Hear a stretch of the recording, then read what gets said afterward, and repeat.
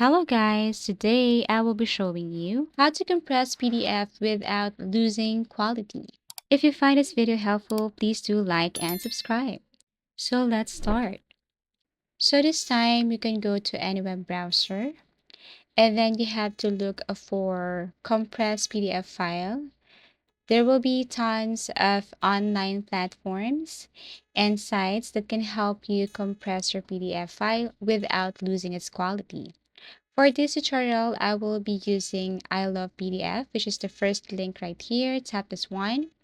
Compress PDF, just upload the file. Tap this upload file button and then select that specific PDF.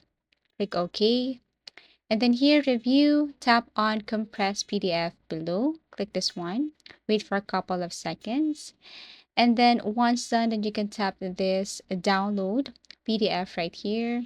And after that, you can open your download folder and you should see that PDF that you have compressed using the I Love PDF. So this is the original. And then this is the file that I have compressed using I Love PDF online. And as you can see, it did not lose the quality, the picture, and even the font. So basically, that's how easy it is to compress PDF file without losing quality. Thank you for watching and see you again in our next video tutorials.